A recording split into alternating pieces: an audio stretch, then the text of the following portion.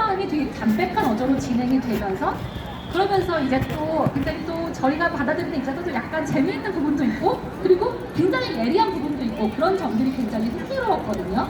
그런데 사실 테이가 말을 하지 않은 아이기 때문에 사실 주변에 있다고 해도 테이의 속마음을 알기는 어려울 것 같아요. 그런데 작가님은 어떻게 그렇게 테이가 되어서 그 마음을 자세히 써주셨는지 그것도 굉장히 저는 궁금하더라고요. 와, 그 작가님은 어떠신지 모르겠는데 저는 시기마다 꽂히는 소재가 있는 것 같아요. 어떤 시기에는 사이코패스에 꽂혀서 사이코패스가 등장하는 책만 읽을 때도 있고 또 어떨 때는 군인에 꽂혀서 군인이 등장하는 책만 읽을 때도 있고 그런데 이 시기에는 아스퍼거 증후군에 관심이 많았고 관련 등장인물들이 나오는 소설들을 굉장히 많이 읽었습니다. 그리고 자료도 많이 찾아봤고요.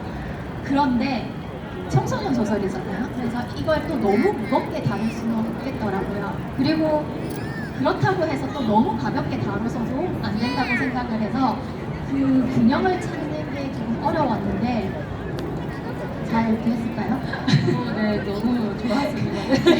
그리고 이 책은 테이의 1인칭 주인공 시점으로 진행이 되기 때문에 독백에서도 조금 아스퍼거 증후군의 특징을 드러내야 한다고 생각을 해서 평소보다 문장을 짧게 쳤고요. 제가 그렇게 안 보이지만 MBTI F예요. 그렇게 네, F인데 아스퍼거 증후군은 사실과 이렇게 증거에 집착하는 면이 있어서 T적 사고를 하기 위해서 무진장 애를 썼습니다. 그게 잘 표현이 된 것 같아서 다행입니다. 네, 굉장히 잘 표현이 되셨던 것 같아요. 그리고 지금 이제 테이의 속마음 중에서 또 개인적으로 또 특히 흥미로웠던 부분이 비유법에 대한 것이었어요. 이야기를 보시면 비유법에 대한 장면이 굉장히 많이 나와요. 이 테이라는 아이가 비유법에 대해서 얘기를 할 때는 이것은 비유다라고 꼭 설명을 해주거든요. 그런 부분들이 관용적인 표현인 경우도 그렇게 다 일일이 설명을 해줘가지고 오히려 받아들이는 사람이 테이의 그 상대방이나 이런 부분 약간 어색해하기도 하는 것이 또 이 이야기의 또 재미 요소로 다가오거든요. 저는 그래서 이 비유법의 부분이 굉장히 테이라는 캐릭터를 잘 설명을 해주면서 독자에게도 재미를 준다고 생각을 했는데 또 조금 더 생각을 해보면은 또 다른 비유로 느껴지기도 하더라고요. 누군가와 소통을 할 때 돌려서 말하거나 애둘러 말하는 것이 아니라 직접적으로 명확하게 자신의 생각을 표현한다는 점이 또 우리가 테이라는 아이와 소통을 할 때 또 필요한 점이기도 했잖아요. 그래서 작가님께서도 이 비유법 이야기를 많이 쓰실 때 테이라는 캐릭터를 나타내는 것 외에 또 다른 그런 의도가 있으셨는지 궁금합니다. 말씀하셨던 것처럼 책에는 비유법과 속담이 자꾸 반복적으로 나오는데요. 그거를 사용한 이유가 몇 가지 있는데 첫 번째 이유는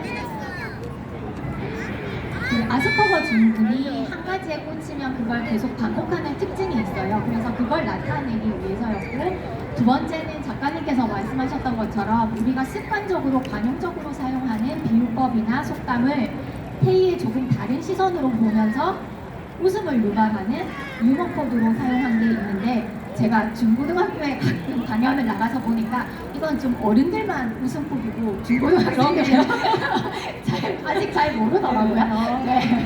네, 너무 제 기준에서 웃음을 유발했다고 생각하는 것 같은데 어쨌든 그런 의도도 하나 있었고요. 마지막으로는 테이는 수학은 잘하는데 국어는 젬병이에요. 그런데 자꾸 비유법이 나오고 속담이 나오는 건 테이가 국어를 잘하고 싶다는 바람을 나타내는 것이기도 하고요. 테이에게 국어를 잘하는 사람이란 건 예를 들면 아빠나 반장 같은 국어를 잘하는 사람은 말하는 사람의 가이드된다 그래서 동생이 말의 이래서 의미를 해석을 잘하고 저녁인 줄 알았대. 소통을 잘하는 사회적 관계가 원활한 사람을 의미하거든요. 비유법 같은 경우에 예를 들어 아이 간 떨어질 뻔했다 이렇게 하잖아요. 근데 그게 진짜 간이 떨어진다는 건 아니잖아요. 그냥 그만큼 놀랐다는 거잖아요. 그래서 그 의미를 알려면 한 번 더 생각을 해야 되는데 테이는 그게 어려운 친구여서 그 국어를 잘하고 싶다는 건 사실은 다른 사람과 지금 고립되어 있지만 다른 사람과 소통하고 싶다는 그 깊은 욕망을 나타내는 것이기도 합니다. 네, 네, 그 비유법들을 통해서 태어나는 아이를 더 잘 이해를 할 수가 있어가지고 저도 읽으면서 참 좋았습니다. 네, 그리고 아까 말씀드렸던 것처럼 이 이야기는 추리가 굉장히 큰 줄기를 차지하고 있어요, 이야기에서요. 저도 어릴 때 추리 소설을 굉장히 재미있게 읽었던 사람으로서 그 추리 요소들이 굉장히 흥미로웠거든요. 특히 나중에는 이제 또 반전이 나와요. 네, 읽어보신 분들은 아시겠고 아니신 분들께는 스포일러가 될 수 있어 죄송하지만 사실 이제 범인이 남자라고 생각을 하고 계속 추정을 하는데 알고 보니 여자였어요. 그게 여자 향수를 쓰고 있었고 그리고 손톱에 매니큐어가 발라져 있던 것이 이 아이가 이제 남자라고 생각했는데 계속 나중에 혼란을 주게 되는 그런 요소가 되기도 하거든요. 그래서 근데 저는 이 부분을 읽고 약간 이제 조금 고민이 됐던 부분 중에 하나가 사실 여자가 남자 향수를 쓸 수도 있고 남자가 여자 향수를 쓸 수도 있거든요. 그런데 우리가 용의자를 좁히기 위해서 그런 향수나 이런 매니큐어를 유출을 하는 건 당연히 합리적인 과정이지만 또 그 여자가 남자 향수를 쓰거나 남자가 여자 향수를 쓰는 데 대한 가능성은 완전히 닫혀 있는 것 같아가지고 그것이 조금 저는 이제 고민이 되는 부분이었거든요. 저도 이제 글을 쓰기 때문에 항상 그 조율이 어렵습니다. 왜냐하면 우리가 가지고 있는 고정관념을 잘 활용을 했을 때 그게 독자의 재미나 흐름에 끊기지 않은 요소가 될 수도 있는 반면에 또 문학을 하는 사람으로서 이런 견고한 고정관념을 또 깨뜨리고 하는 것이 또 중요하기도 하기 때문에 또 저도 제 안에 있는 고정관념을 생각하지 못하고 글에 나타날 때가 또 있기도 하고요.